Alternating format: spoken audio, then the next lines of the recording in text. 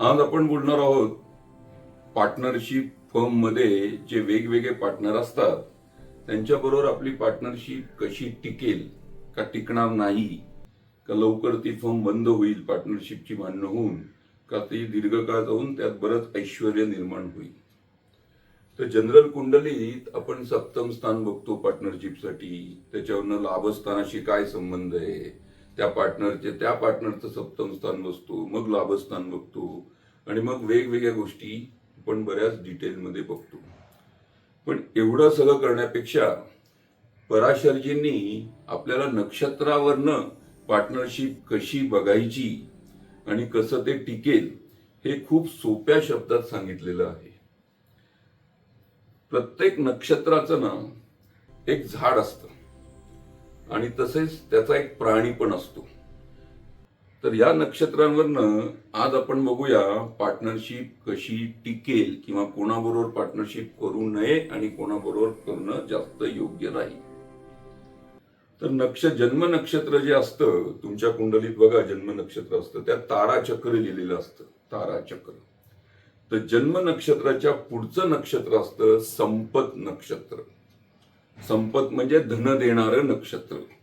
आपल्या कुंडलीत पण दुसरं स्थान कुठलं असतं? धनस्थान असतं, म्हणजे धन देणारं नक्षत्र दुसरं संपत म्हणून. आता आपण एक उदाहरण म्हणून बघूया. परवाच माझ्याकडे एक पूर्वाषाढा नक्षत्राची कुंडली आली होती आणि त्या कुंडलीत आम्ही कसा निष्कर्ष काढला हे मी तुम्हाला आज समजावून सांगतो. तर पूर्वाषाढा नक्षत्र हे त्याचं जन्म नक्षत्र होतं आणि त्याचं संपत नक्षत्र हे उत्तराषाढा नक्षत्र होतं. उत्तराषाढा नक्षत्र. तर उत्तराषाढा नक्षत्राचा प्राणी कुठला आहे? तर आपण प्राणी जर बघितला तर तो मुंगूस आहे. मुंगूस या प्राण्यात एक खूप आगळं वेगळं वैशिष्ट्य असतं.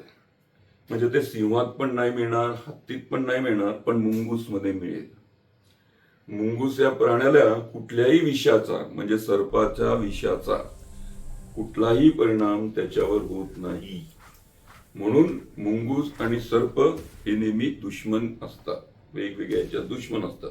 मुंगूस हा नेहमी सर्पाला अतिशय व्यवस्थित त्याच्यावर मात करू शकतो किंवा त्यांची दुश्मनी असते. तर आता आपण बघतोय पूर्वाषाढा नक्षत्राचं. त्याचं नक्षत्र कुठलं आहे? संपत नक्षत्र. ते उत्तराषाढा नक्षत्र. आणि आता असं कुठलं नक्षत्र आहे की ज्याचा प्राणी हा साप असेल? साप. तर असं सगळ्यात महत्वाचं नक्षत्र आहे आश्लेषा नक्षत्र. पण आपल्याला या आश्लेषा नक्षत्राशी काय घेणं देणं आहे का? नाहीये. आपल्याला कुठल्या नक्षत्राशी घेणं देणं आहे की आश्लेषा नक्षत्र हे कुठल्या नक्षत्राचं संपत आहे? संपत आहे तर ते पुष्य नक्षत्राचा संपत आहे.